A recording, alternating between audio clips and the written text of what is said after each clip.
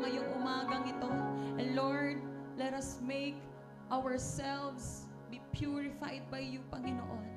Salamat, O God, at hayaan mo na palagi namin isigaw ang pangalan mo sa aming mga buhay. Lord, we entrust to you everything. We give to you the praise, glory, adoration, and thanksgiving. In Jesus' mighty name we pray. Everybody say, Amen and Amen and Amen. Praise God.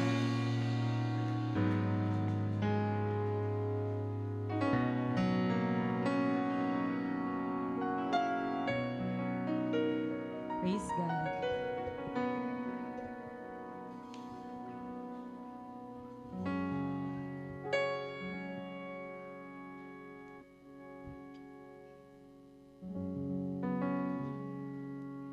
Praise God.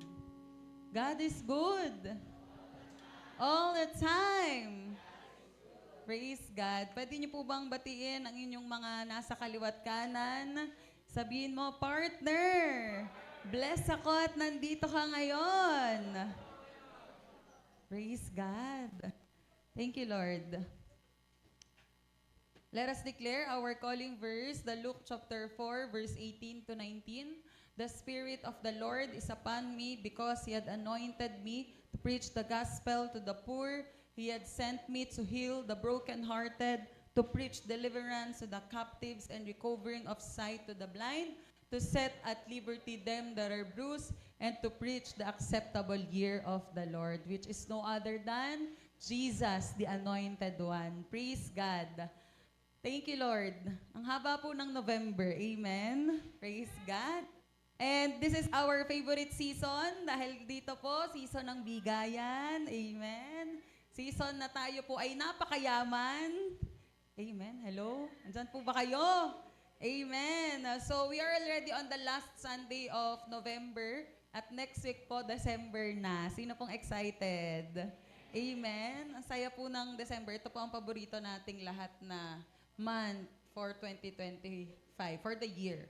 So, in the whole month of November, ang atin pong pinag-uusapan is, Lord, more of you and less of me. Tingnan mo nga yung katabi mo.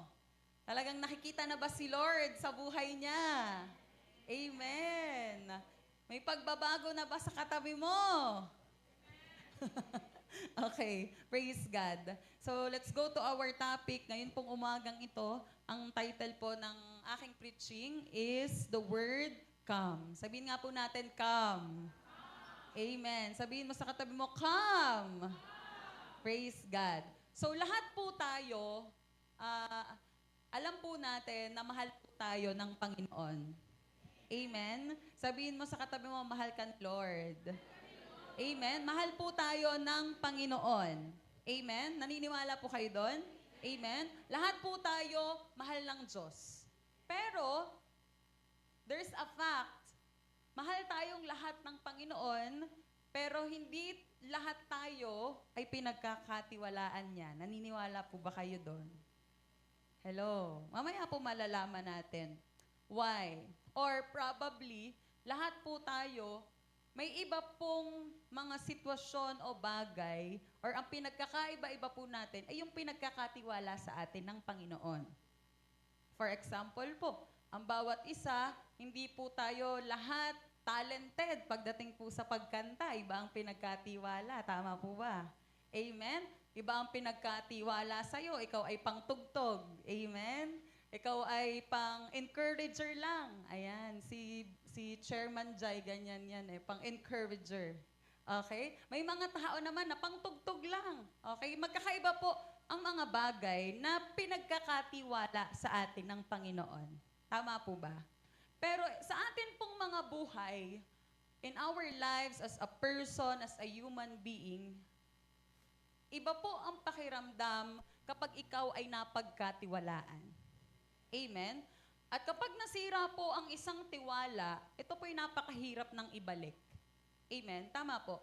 And if we would pick or if we would choose, it is better to be trusted than to be loved. Tama po ba? Parang mas gusto mo yung feeling na pinagkakatiwalaan ka kaysa yung mahal ka lang eh. Tama po ba? Kasi kapag mahal ka, yes, there is love. Pero kapag yung may may feeling na may tiwala sa'yo na binigay yung isang tao, yung kaibigan mo? Iba yung pakiramdam na may tiwala. Sabihin nga po natin, tiwala. Amen? So, lahat po tayo, taas nga po ang kamay ng mga magulang. Praise God. Taas po ang kamay ng mga anak. Ay, yung iba po. Anak po tayo lahat. Amen. Anak naman tayo. Lahat naman po tayo ay anak. So, tayo po, lahat po tayo ay anak. At for sure, lahat po tayo ay may magulang. Amen? Dahil lahat po tayo ay may mga pinanggalingan. So, lahat po tayo, mahal po tayo ng ating mga magulang. Tama po ba? Pero who among you here, sometimes, siguro po nung bata kayo, napansin ninyo, o during those days, mahal ka ng magulang mo, pero sometimes parang feeling mo, parang hindi patas, tama? Parang iba yung pagkakatiwala doon sa panganay, pagkakatiwala doon sa gitna, at saka sa bunso. Tama po ba? Iba yung way ng tiwala ng magulang sa bawat anak. Tama po ba? Napapansin niyo po ba yon? Pero lahat po tayo ay pinagkakatiwalaan ng iba't ibang mga bagay. So, there must be a process para po tayo ay lalong pagkatiwalaan. Why? Because, as the John 3:16 says, God so loved the world. Mahal ng Diyos, mahal ng Panginoon ang mundo. Pero, kaunti lang po, few are chosen, few are being trusted. Kaunti lang ang napagkakatiwalaan. At ito po ang pansinin natin, bago matapos ang 2025, hayaan natin na tayo ay makita ng Panginoon to be a trustworthy. Sabihin po natin, trustworthy. Amen? Na kapag binuhusan ka ng Panginoon ng punong-puno ng pagtitiwala, okay? Pinagkatiwalaan ka ng napakagandang negosyo. Pinagkatiwalaan ka ng napakagandang pamilya.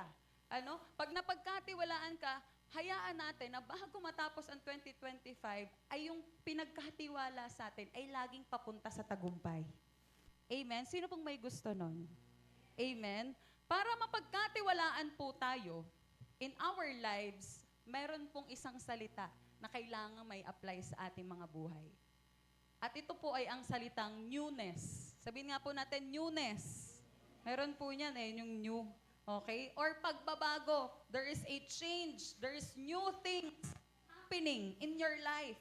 Why? Kailangan po natin ng pagbabago Kasi po, during the early times, bigyan ko lang po kayo ng mabilis na flashback. During the early times, yun pong mga taong tabon, niyo po ba yun? Yung mga taong tabon, taong kuweba, when they are hunting, their way to survive their lives is through hunting. Tama po ba? Pumapana sila ng mga usa, ng mga kambing, ng mga hayop, kailangan nilang patayin para may makain sila. That is the life before. Pagkatapos po nung hunting stage, nung paghahunt ng mga hayop para sila'y mabuhay, nauso naman po yung farming. Yung may nagtatanim na tao, talagang mano-mano. And during those times, nagkaroon naman po ng situation na nakadiscover na magkaroon naman ng makina para mapabilis ang pagtatanim. So, pagkatapos naman ng makina, nagkaroon naman po ng mga industrial, mga planta, gawaan ng mga samot-saring mga pagkain, maging mga kung ano mga gamit. So, ibig sabihin, as the time goes by, mayroon pong nangyayaring pagbabago. Amen? Sabihin po natin, pagbabago. Amen? At sa pagbabago pong yon, through those changes, naniniwala po ako na sa bawat pagbabagong ginagawa ng mundong ito, it's always a risk. Amen? Laging may risk sa bawat pagbabago. Laging may takot. Mangyayari kaya? Kaya kaya? Pwede kaya? Hello? Lagi pong may risk. And to accept change, pag ikaw ay natanggap mo ang pagbabago, doon mo makikita na totoong pwede kang pagkatiwalaan ng Panginoon. Na kahit anumang change ang mangyari sa buhay mo, kaya mo pa ring mapanindigan yung pinagkatiwala sa'yo hanggang tagumpay. Amen? And right now, meron po ko na research. Yun pala pong may-ari ng Google, yung pong sinesearcha natin sa cellphone natin, yung Google. Yung owner po nun, at the age of 31, he became a billionaire. Sabihin nga po natin, billionaire. Amen? At the age of 31, bilyonaryo na po yung may-ari ng Google. Why? Because during the time he made Google, nung ginawa niya po yung Google, hindi siya basta isang bagsak ginawa niya, tapos kumita na lang siya. No. Every time po na may pagbabago in our system, lalo na po sa technology, every time na may pagbabago, the Google itself is updating. Updating every single time, every single second, nag-a-update po ang Google. Why? Dahil open for changes po yung Google. Amen? Kaya siya naging matagumpay. Ano pong pino-point out ko dito? Yung 31 years old po na nag-risk ng negosyo, that is a risk. Amen? Imposible. Pero, sa pagdating sa Panginoon, lahat po ng mga imposibleng bagay kayang gawing posible. Amen? And in our world, there will never be changes. Wala pong magiging improvement kung wala pong pagbabago. At wala pong magiging pagbabago kung walang mga taong nagte-take risk to do that change. Amen? Sana po nakukuha nyo, ano? So, in this fast-changing world, pag hindi ka nagbago, if you are not welcome to change, ayaw man ng pagbabago, you are like committing suicide pala po due to research. Why? Dahil kapag ayaw mo ng change, hindi pastora, nakasanayan ko na to. If you do not want to change, you say goodbye to your promotion. Come on. Kung ayaw mo ng pagbabago, you say goodbye to advancement. Hello? Sa pagtatanim pa lang po, kung dati po, di ba, nagtatanim pa ng palay para anihin, kailangan mano-mano. Pero ngayon po, di ba, may traktora na po para kumilos. Kung hanggang ngayon, ikaw pa rin yung gusto mo, ikaw pa rin ang magmamano-mano, kapatid. You say goodbye to advancement. You say goodbye to breakthrough. Kaya pala kapatid, we need to be open for change. Sabihin natin, open for change. Amen? Kaya dapat po uupo tayo in our daily living, mag-a-analyze tayo kung ano yung binibigay sa atin ng Panginoon at dapat handa kang sumabay sa pagbabago. Amen? Kailangan nating maniwala that if the Lord will give us a new mindset, it will make us into a new person. Amen? Kaya ngayon pong umagang ito, let me share to you a person in the Bible na nabago yung mindset niya. Kaya dun niya nakita yung mga imposibleng bagay, pwede palang maging posible. Handa na po ba tayo? Amen? Let's open our Bible in the book of Matthew, chapter 14, verse 25 to 33. Medyo mahaba po ito, pero sundan po natin. Basahin po natin sabay-sabay. About 3 o'clock in the morning, Jesus came toward them, walking on the water. When the disciples saw him walking on the water, they were terrified. In their fear, they cried out, "It's a ghost!" Next slide po. But Jesus spoke to them at once. "Don't be afraid," he said. "Take courage, I am here." Then Peter called to him, "Lord, if it's really you, tell me to come to you, walking on the water." Verse 29, "Yes, come," Jesus said. So Peter went over the side of the boat and walked on the water toward Jesus. But when he saw the strong wind and the waves, he was terrified and began to sink. "Save me, Lord," he shouted. Next slide po. Jesus immediately reached out and grabbed him. "You have so little faith," Jesus said. "Why did you doubt me?" Last slide po. When they climbed back into the boat, the wind stopped. Then the disciples worshiped him. "You really are the Son of God," they exclaimed. Salamat po sa tatlong nagbasa. Sana po naunawaan ninyo, ano? Balikan po natin. So this is a story about Peter walking in the water. Jesus walking in the water. Amen. And most of you, alam na po natin tong story na to. Most definitely, it will talk about faith. Pero ngayong umaga pong ito, ibahin naman po natin ang point of view natin through this story. tingnan natin kung paano binago ni Lord yung mindset ni Peter while Jesus is walking in the water. Handa na po ba tayo? Amen? During this time po, I'll give you an overview. Kasi ito po yung panahon, bago po mangyari yung Jesus walking in water, ang kasama po ni Jesus ay yung 12 disciples. Ilan po? 12 disciples. Ito po yung panahon na nagpakain sila ng 5,000 people na ang gamit lang po ay 3 breads and 5 breads and 2 fish. 2 fish po, tama. Tama ba? Okay. Ito po yung panahon na yun, nagpakain ng how many? 5,000. Imposible po. Imposible. But, Jesus turned it to possible. Ito po yun yun po yung scenario na yun. After po nilang magpakain ng 5,000, after nila magpakain ng 5,000, nakita po ni Peter at ng mga disciple, 3 o'clock in the morning, pagkagising ni Jesus, lumapit siya. He was just walking on the water. Wow, parang casual lang kay Jesus yung lumakad sa ibabaw ng tubig. Sino po dito nakalakad na sa ibabaw ng tubig? Praise God. Grabe. Turuan niyo po ako kung paano lumakad sa ibabaw ng tubig. Okay. So si Jesus po, he's just casually walking. Sabi niyo, 3 o'clock in the morning, 3 a.m. ay lumalakad dun sa ibabaw ng tubig, walking on the water. At nung nakita po ng mga disciples, sabi nila, natakot sila. Sabi na may multo. Kasi naman, 3:00 ng madaling araw, may naglalakad sa ibabaw ng tubig. Pero sabi, Jesus spoke to them. Sabi niya, don't be afraid, huwag kayong matakot. Ako tong nandito. At dito po tayo papasok. In verse 28, sabi ni Peter, Lord, if it's really you, tell me to come to you walking on the water. May 4 na bagay po tayong pag-uusapan na sa story po na ito, may bagong mindset na ipapakita sa atin ang Panginoon.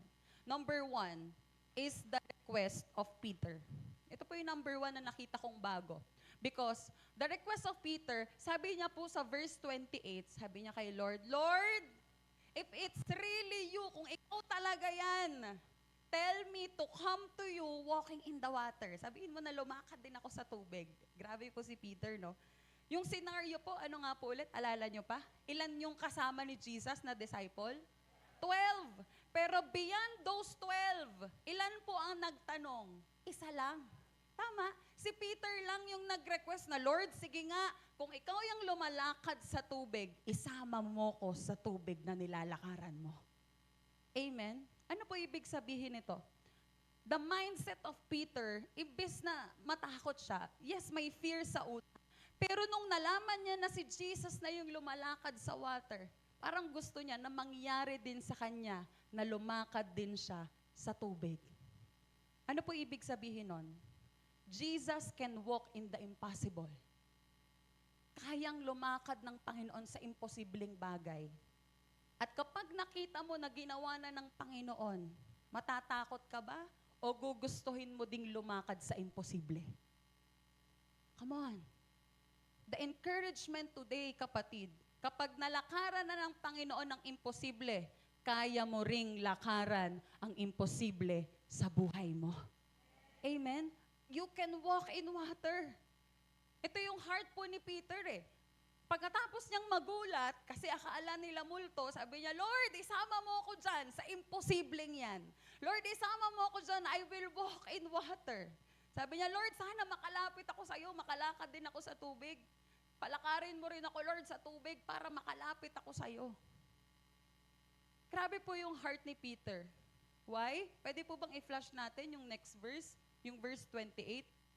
Sabi po kasi sa verse 28 ni Peter, Lord, if it's really you, kung ikaw talaga yung nandyan sa ibabaw ng tubig na yan, sabihin mo sa akin na lumapit ako papunta sa'yo, na lumalakad din sa tubig. If you will analyze, parang imposible. Imposible. Pero ang ganda po ng panalangin ni Peter. Wala siyang kahit anong rason o ano po bang tawag doon? Consequence para siya'y makalakad. Sabi niya lang, Lord, kung ikaw yan, palakarin mo rin ako. Minsan po kasi ang mali sa atin bilang tao, Ganito po yan ang panalangin eh. Lord, payamanin mo muna ako, saka ako maglilingkod sa iyo. Yung iba po, ganito, Lord, bigyan mo muna ako ng trabaho, bigyan mo muna ako ng negosyo, saka ako magbibigay sa iyo. Sabihin mo sa katabi mo, partner, hindi ikaw yon. Sabihin mo sa kabila, partner, ikalma mo, hindi ikaw yon. Amen? Let us change this mindset. Palitan natin ang mindset kung paano po yung mindset ni Peter. Ang ganda ng mindset po ni Peter eh. Sabi niya, Lord, kung ikaw yan, dalhin mo ko dyan.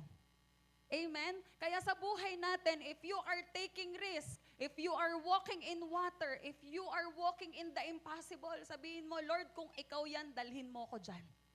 Amen? May gustong papirmahan sa'yo ang Diyos na kontrahata, talagang parang imposible na para sa'yo. Let this be your prayer. Lord, kung para sa akin to, dadalhin mo ko dito.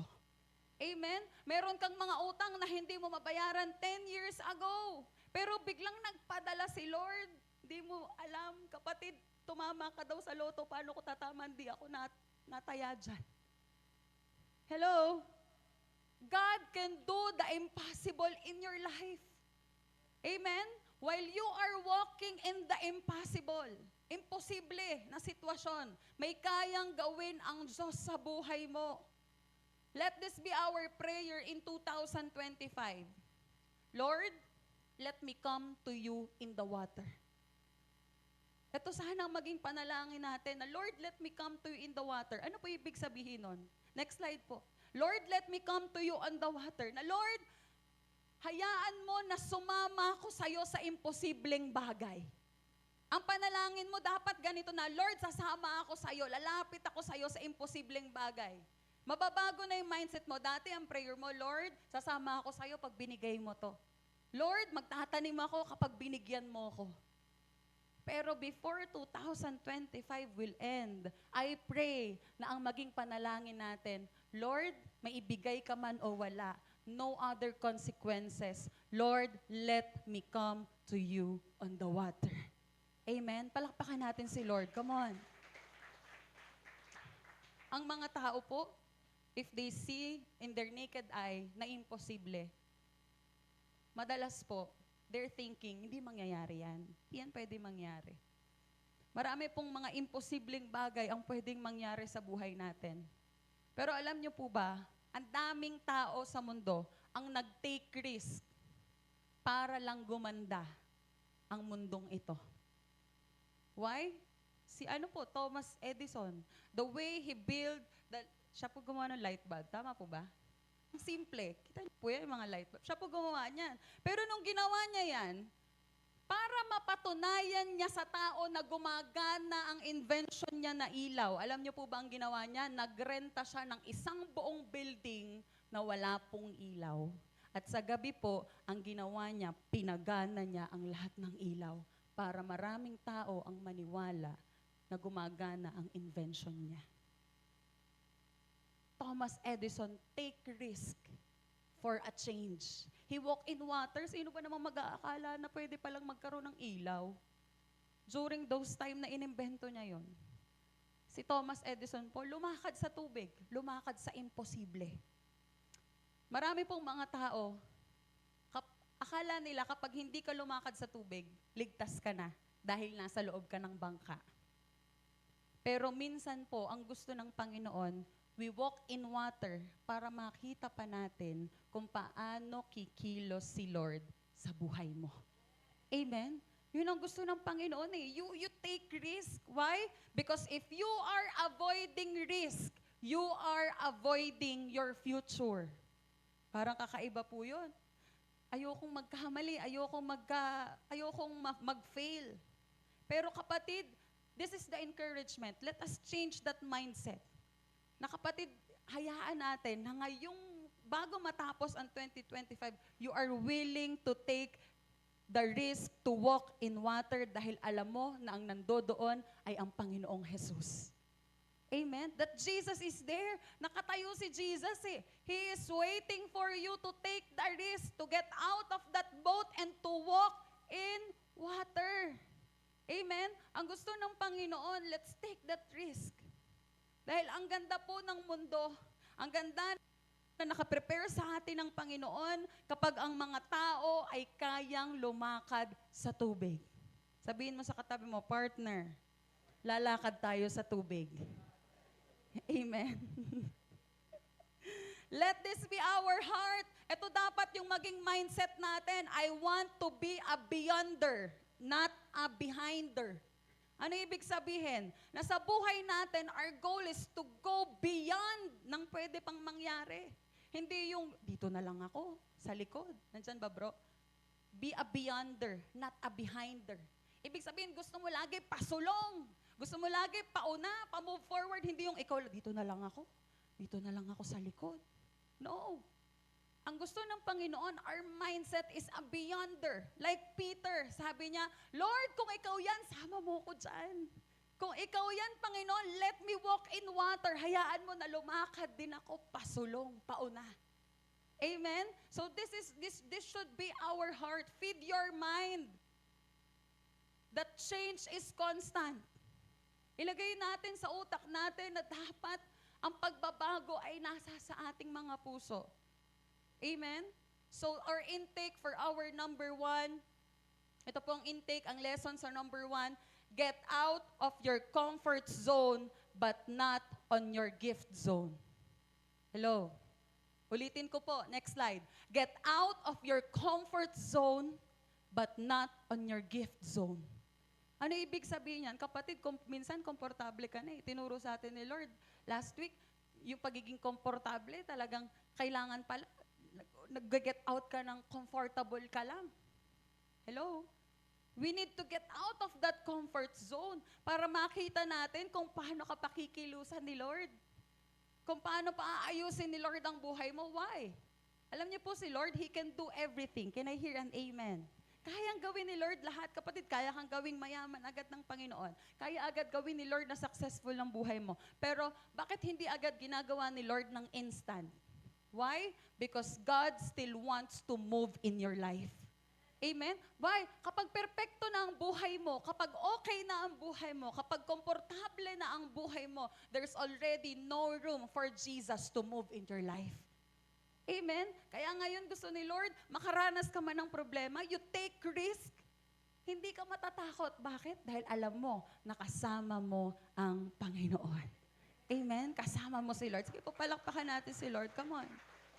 So get out of your comfort zone. Ano yung comfort zone mo? Yung nasa bahay ka na lang, talagang Netflix all day. Pero kapatid, binayaan ka pala ni Lord, ang galing mo palang kumanta. Amen? Magpagamit ka sa Panginoon, go unto your gift zone. Ang galing mo pala mag-encourage, kapatid, pwede kang life group leader. Hello? Ang galing mo pala mag-share sa Facebook ng mga kung ano-anong media. Kapatid, mag-commit ka na ngayon sa media ministry. Amen? Get out of your comfort zone, but not on your gift zone. Magpagamit ka sa Panginoon. Amen? Number 2, yung bago po na nangyari, or kakaibang nangyari, the newness is the response of Jesus. In Matthew 9:29 hanggang 31, sabi po doon, Peter got down on the boat, he walked on the water, he came toward Jesus. Very casual. Nung kwento, ano po, si Peter daw po, bumaba sa boat, naglakad, lumapit kay Jesus. Kaso, verse 30, he saw the wind and waves, may waves po yan, and he was so afraid and began to sink and cried out. Sabi niya, Lord, tulungan mo ko. Immediately, Jesus reached out his hand and caught him. Sabi niya, you of little faith, he said, why did you doubt? Sabi ng Panginoon, bakit ka nagduda? Eh, nandun ako. Bakit ka nagduda? Ako nagbigay sa'yo. Kaya kapatid, the intake in number 2, huwag mong isara ang pinto. It is early to quit. Hello? It's early to quit. Nanalangin ka, Lord, bigyan mo ako ng trabaho. Binigyan ka ni Lord ng trabaho. After 1 month, Lord, ayoko na. Akala ko ba nag-pray ka? Nanalangin ka ng negosyo. Lord, gusto ko ng negosyo. Binigyan ka ni Lord, after 2 months, hindi ka kumikita. Lord, ayoko na. Hello? Kapatid, it is early to quit. Why? Sabi ng Panginoon, in verse 31, anong ginawa ni Lord? Immediately, Jesus reached out His hand and caught him. Ano pong ibig sabihin nito? Kapatid, kung may binigay sa iyo ang Panginoon na pangako, dadalhin ka niya sa pangako niya. Amen? At kung may nangyayari sa iyo habang iniintay mo yung pangako ng Panginoon, nalunod ka, na-drown ka, may nangyari sa iyo, kapatid, verse 31, immediately Jesus reached out His hand and caught him. Bakit? Ang Diyos ang nangako. Ang Diyos din ang tutupad sa pangako. Amen? Kaya kung nagka-problema, habang ginagawa mo yung kalooban ng Panginoon, kapatid, huwag kang matakot because God is with you. Kasama mo ang Diyos. He will immediately reach your hand to save you kung ano mang nangyayari sa'yo. Kaya kapatid, it is so early to quit. Huwag mong isara ang pinto. Number 3. 4 lang po ito. The requirements of obedience. Nung lumubog po si Pedro, lumakad po ba siya? Hello? During the scenario, nung tinawag na po ni Jesus si Peter, sabi niya, come, yes, come, lapit ka. Nakalakad po ba si Peter? Nakalakad po, tama? Talagang parang siguro nakakalahati na nga po ata si Peter eh. Kaso nga po, ang problema, habang naglalakad siya, nakatingin naman po siya kay Jesus eh. I think for sure, nakatingin po yan kay Jesus. Kaso po, may malakas na hangin at alon. At yung hangin po, tama, nararamdaman po yan, di ba? Humahampas po yan. And for sure, naramdaman ni Peter yun eh. Tumama sa kanya. And this is the reflection of the wind. Yung wind po na yon, it represents our inner problem. Na habang naglalakad ka sa imposibleng biyaya na kayang ibigay ni Lord, minsan may mararamdaman kang malakas na hangin. Ano yon? The inner problem in your life. Next slide po. The doubt. Yung pagdududa. Lord, kaya ko bang lumakad sa tubig? Kaya ba to? Parang imposible. 70 kilos, alakad ako sa tubig. Hello? It represents your inner problem, yung anxiety mo, the mind problem. Ito po yung hangin na humahampas Lumalakad ka na sa imposibleng biyaya ni Lord, nauudlot. Bakit? Nararamdaman mo yung malakas na hangin. Pero kapatid, hangin lang yan. Kaya mo lumakad dahil si Jesus ay nandoon nakatingin sa'yo. Amen? Ano pa yung wind? Fear, anger, resentment, inadequacy, and incompetence. Naramdaman po ni Peter, yung malakas na hangin. Ano pa? Alon. Waves is the unpleasant circumstances. May hindi nangyaring maganda sa'yo during your walk in water. Lumalakad ka na sa imposibleng bagay pero pinangakuan ng Panginoon. Pero may nangyaring hindi maganda. May namatay na kapamilya, may naging problema, may nawalang ganito. Unpleasant circumstances. Kapag tayo ay ini-invite ni Lord na lumakad sa tubig, itong dalawang bagay na to ang pipigil sa'yo. Yung malakas na hangin at yung malakas na alon sa buhay mo. Pero habang lumakad po si Peter, balikan po natin yung verse 29 I think, or 28 po. Verse 28, balikan po natin nung sinabi ni Jesus. Sabi niya, yes, come. Sabi ni Peter, Lord, pwede ba akong sumama? Verse 28 po yata yun. Sabi ni Peter, Lord, pwede ba ako sumama? Lord, if it's you, walk me in water. Tulungan mo. Ako, lalakad ako dyan. Sabi ni Jesus, yes, come. Sabi nga po natin, come. Ibig sabihin, lumapit ka. Sige, lumapit ka. Yung word po na na-receive ni Peter, bago siya lumakad sa tubig, ay yung salita pong, come. Sabi ni Jesus, come. Sabi ni Peter, Lord, gusto ko lumakad sa imposibleng bagay. Lord, gusto ko lumakad sa imposibleng sitwasyon. Sabi po ni Jesus, come. Yung word na pinanghawakan po ni Peter bago siya lumakad sa tubig ay yung salita pong, come. Let me tell you this, church. The devil will try to take from you what you have received from God, especially when you are walking in the water. Ang tanging ginagawa po ng kaaway sa ating buhay is to steal from you, to kill your passion, to kill your love for Christ, and to destroy you. Ang goal lagi ng kaaway ay ang sirain ka. Yung natanggap po ni Peter, na word is come. Nung nagsalita po si Jesus, this is the thinking. Nanalangin po tayo ng imposibleng sitwasyon. Nanalangin si Peter ng imposibleng sitwasyon. Anong sagot po ni Jesus? Come. Wala pong sinabi si Jesus, okay, you can walk in water if you have faith in me. You can walk in water if you give tithes on me. You can walk in water if you give your service to me. Wala pong sinabi na ganun si Jesus. Ang sinabi ni Jesus, yes, come, lumapit ka. Walang sinabi si Jesus na, sige, lumapit ka. Kung totoo ka naglilingkod, lumapit ka. No. Sabi lang ni Jesus, yes, come, not faith. Hindi sinabi ni Jesus na, sige, pag nananampalataya ka, lumapit ka. Sabi lang ni Jesus, sige, lumapit ka.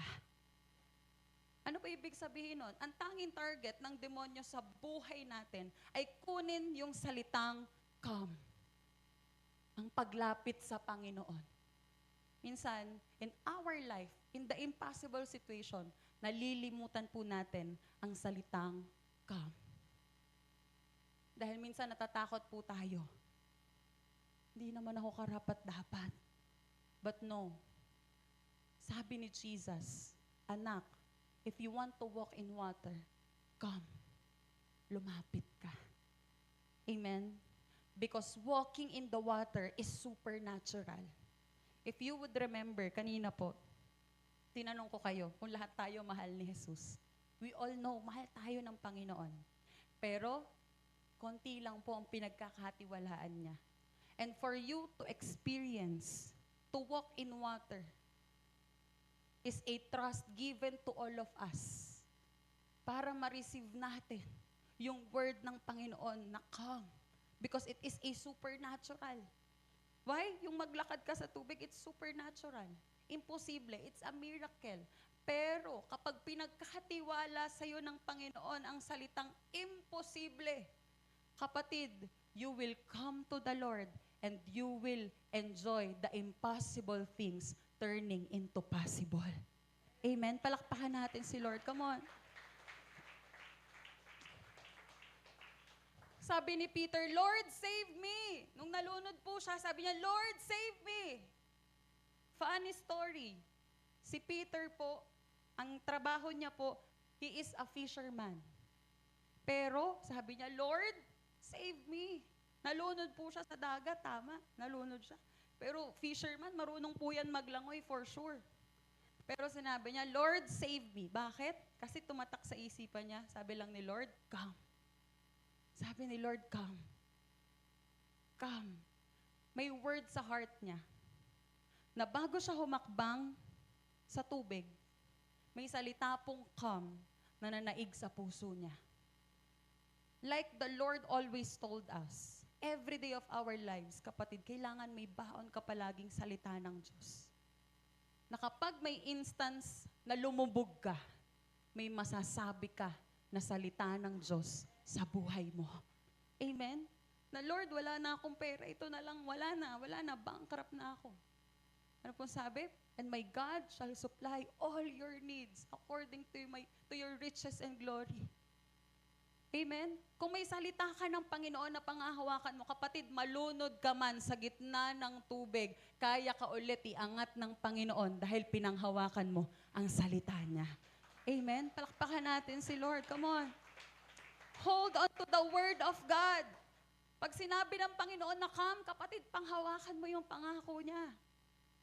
Ano pa po nangyari kay Peter? Nalunod po siya. Why? Because he took his eyes off on the one who was doing the work. Inalis niya yung mata niya sa gumagawa ng miracle, gumagawa ng impossible, at nag-focus siya dun sa sitwasyon na dumating sa kanya.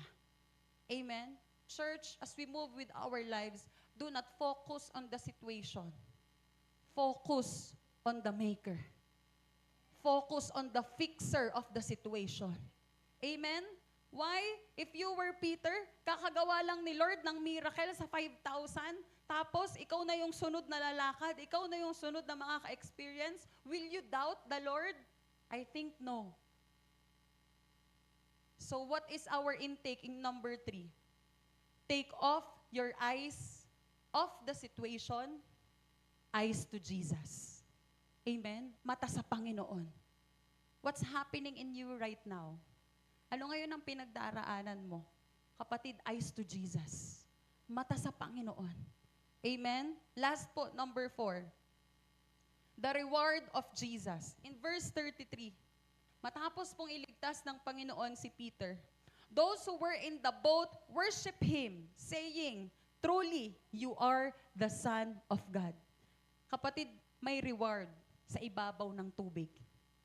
Ano po ibig sabihin nun? You may be walking in the impossible, pero sa dulo niyan, kapatid, there is a big reward prepared for you by our living God. Amen? Yung blessing, hindi lang yan nasa langit. Pero kapag nilakaran mo yung ibabaw ng tubig, God is molding, preparing your blessing and your breakthrough. Amen? Dapat sabik tayo na harapin yung tubig sa harap natin. Na kapag may imposible, Lord, ito na naman yung sitwasyon ko, ito na naman yung problema ko. No, dapat excited ka, Lord, salamat sa problema. Salamat sa sitwasyon. Bakit? Dahil kakaharapin ko na naman ito, kasama ka. Amen? Dapat excited ka, hindi yung may problema ko. Lord, problema na naman. Ito na naman yung nangyayari. No. Let us be excited dahil, Lord, ipapakita mo na naman kung gaano ka makapangyarihan sa buhay ko. Amen? And right now, before I end, 3 bagay po na iiwanan ko sa inyo. What are the blessings that we can get from this lesson? Una po, number 1, my encouragement. Walk in the water. Pastora, anong walk in the water? Walk in the water. Ano yung imposibleng bagay o sitwasyon na pinagdududahan mo? Pero alam mo naman na yan yung matagal mo ng panalangin sa Panginoon. Kapatid, walk in the water. Lakaran mo na yung imposibleng sitwasyon na binigay sa'yo ng Panginoon. Tagal mo na nag-pray para dyan. Ang tagal mo nang hiningi sa Panginoon yan. Pero nung binigay sa'yo, Lord, parang imposible pa din eh. Parang hindi pa rin ito mangyayari sa buhay ko eh. Church, walk in the water. Before 2025 ends, my encouragement, walk in the water. Lakaran mo yung imposible. Lakaran mo yung mga sitwasyon na akala mo hindi mo kayang lampasan, pero kaya pala dahil ang Panginoon ay kasama mo. Amen? Walk in the water. Ano pa yung mga imposibleng sitwasyon? Kapatid, tagal mo na nagpe-pray ng negosyo. Di mo pa rin masimulan. This is the time. Walk in the water. Ang tagal mo nang pinagpe-pray, yung healing ng pamilya mo. This is the time. Walk in the water. Ilapit mo sa Panginoon. Come to the Lord. Just like Peter, walk in the water. Huwag mo nang pagdudahan yung mga sinabi sa'yo ni Lord noon. Na anak, pagyayamanin kita, Lord, 10 years na ako naglilingkod, wala pa yung yaman. Church, walk in the water. Lumapit tayo sa Panginoon. Number 2, God is revealed before your eyes. Just like last week, hayaan natin na ang kayamanan natin ay ang Panginoon. Amen? This is the greatest blessing that we can receive. Kung sinasabi mo na hanggang ngayon, hindi ka pa mayaman, change that mindset. Kapatid, simula nang na-receive mo ang Panginoon, mayaman ka na. Amen? Mayaman ka na. Sabihin mo sa katabi mo, partner, simula nang na-receive mo si Lord, mayaman ka na. Sa kabila, sabihin mo, mayaman ka na. Amen? Kapatid, mayaman ka na. God is already revealed in you. Kilala mo na ang Panginoon. You need to just deepen the relationship. Deepen the relationship with the Lord. Amen? Why? Dahil kapag malalim na yung relasyon mo sa Panginoon, ano man ang tubig na lakaran mo, malakas man ang alon, malakas man ang hangin, but even though you are walking in the water, hindi ka matitinag dahil alam mo na lumalakad ka kasama ang Panginoon. Amen? God is good. Mabuti ang Panginoon. Because even you walk in water, God is with you. At pangatlo po, change is constant.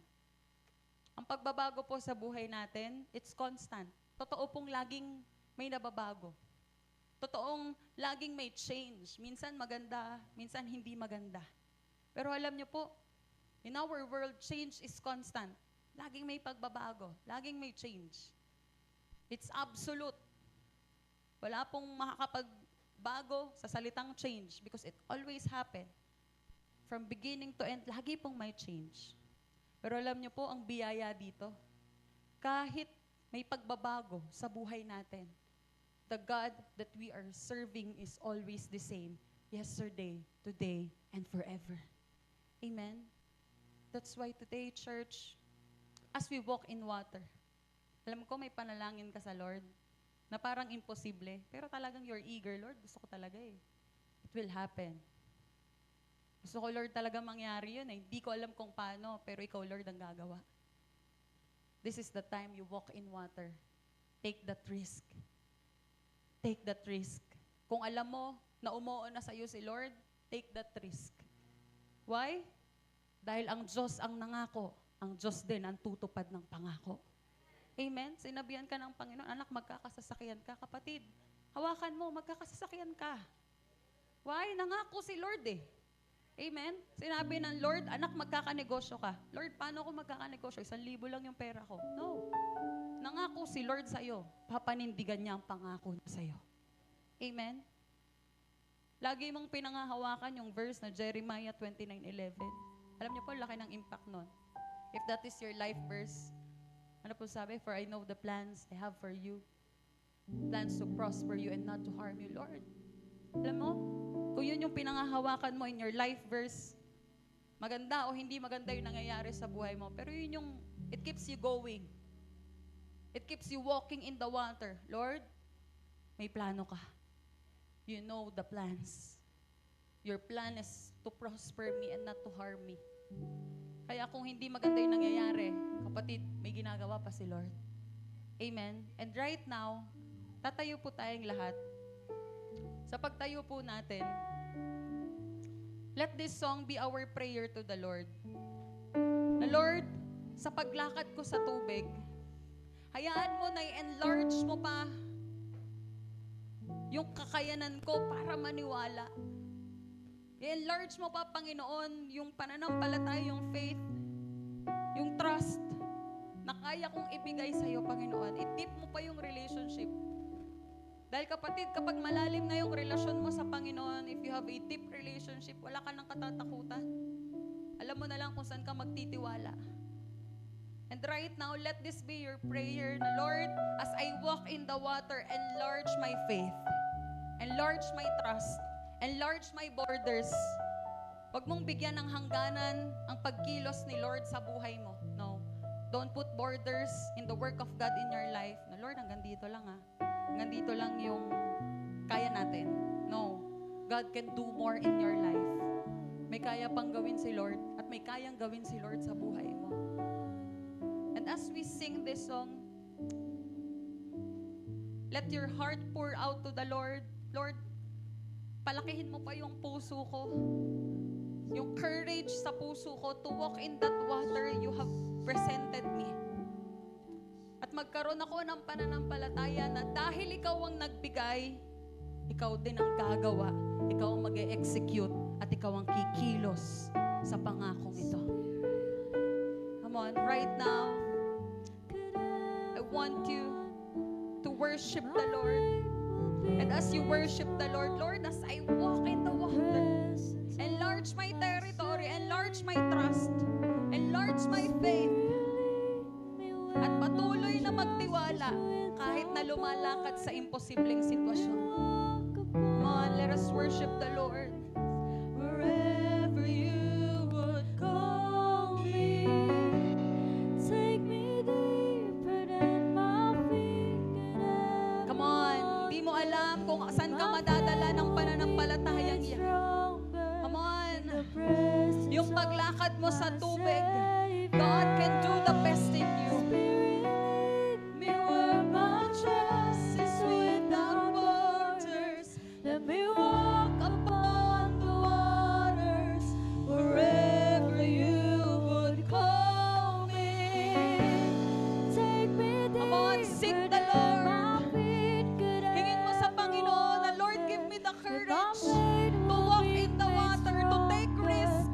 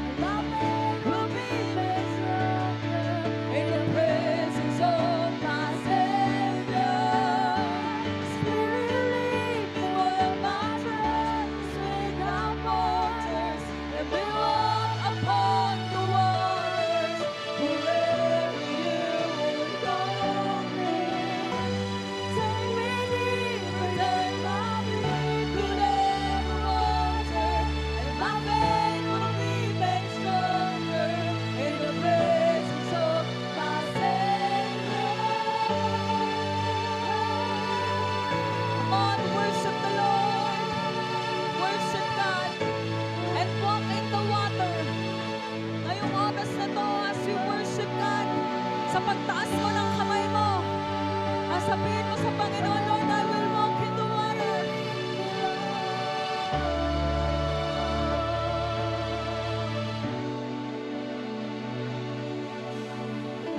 So I'll call upon your name. Come on, sing unto God.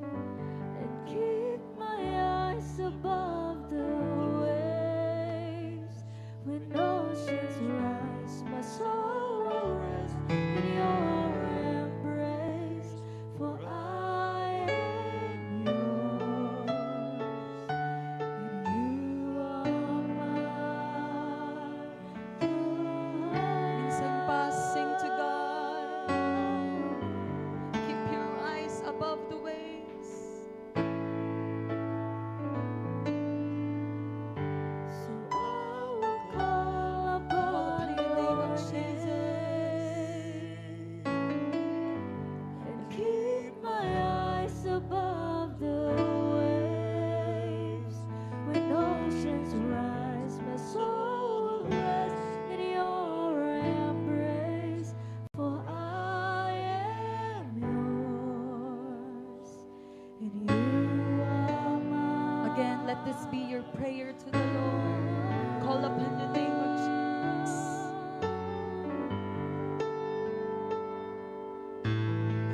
So So I will call upon your name call upon the name of Jesus as you walk in water.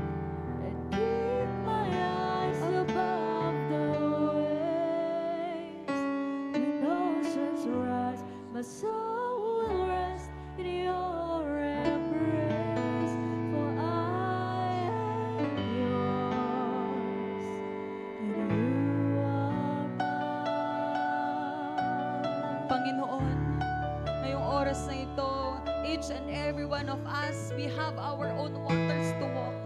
Meron kaming kanya-kanyang imposibleng sitwasyon na nilalakaran. Pero Lord, today, as you reminded us, let the risk that we are taking be full of courage from you, O God. Ano man yung mga imposibleng sitwasyon na nilalakaran ng bawat isa, hayaan mo, Panginoon, that it will be a reminder to us that we have a God that we are serving.